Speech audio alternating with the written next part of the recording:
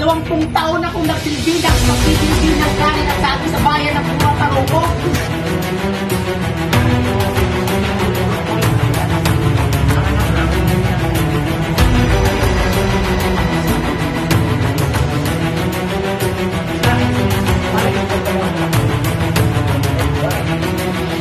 Naway, ang kasiyahan na may pagkait sa iyong amay makasama. Gracias. Yan na bang edukasyon sa Europa? Nauumid ang tao na para bang isang mudo? Ay nako, naway tanggapin niyo ang aking sinserong paumanhin. Distansya. Pagpatuloy po natin ang hapunan. Maupo ka muna rito.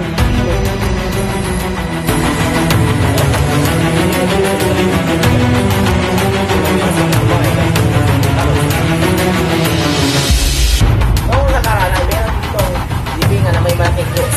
Ngunit iniutos sa akin ang Pura Tarugo na hindi ko sumunang labis sa mga libingan ng mga ito.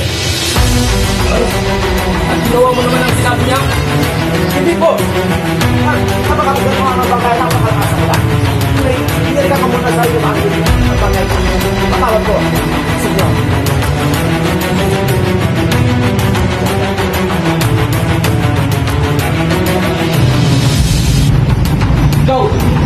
Ikaw ba ang gumawa ng ganoong kalakastangan sa aking ama? Ikaw ba? Sumagot ka! Ano ngayon? Wala akong alam tungkol sa mga sinasabi ko. Hindi ikaw. Sino? Sigurado kung hindi ako yung hinahanap ko. Kundi yung pinalitan ng buga at kita kay Damascus.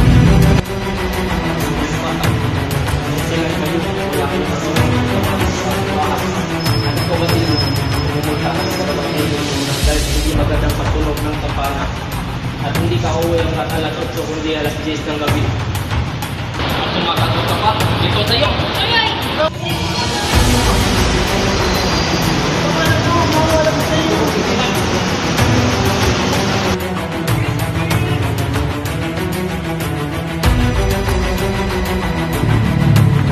Jesus Mariose, anong nangyari sa iyo, Basilio? Huwag kayong mag-alala, Inay. Naiwan ko si Crispin sa kumbento. Naiwan at sabay buhay? Hindi ko naisip pagiganti ang aking ama. Alang-alang na din sa kapakanan ng relihiyon. Walang kahit na sino man ang pwedeng umalipunta sa aking ama. Itong paring ito ang pinakainiwas-wasan ko. Isang paring walang utang na loob, walang galang. Isang demonyo na nagbabanal-banalan. Siguro natin kung hindi na siyang mamatay. Huwag, Senyor! Huwag mong hayaang magkasala ka sa Diyos! Magdasal mo na sa lahat ng mga santo, Padre. Makikita natin kung usok o dugo ang dumadalo sa mga ugat mo. Ikalas mo! Huwag! Para sa akin, maawa ka sa Kanya!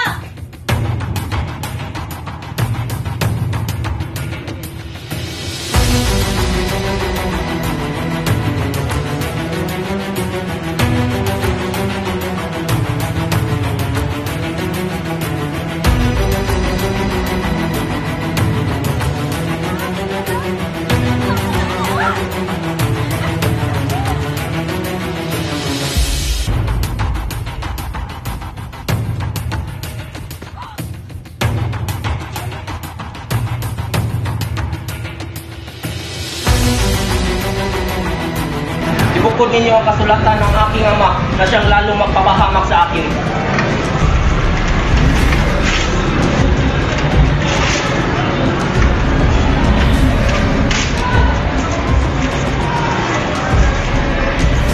Kinalaban niyo na si Torpito.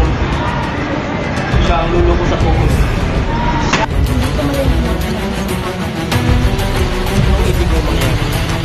Hindi mo lang alam, anak ko, ang nakakupling misteryo sa pader ng kumbento.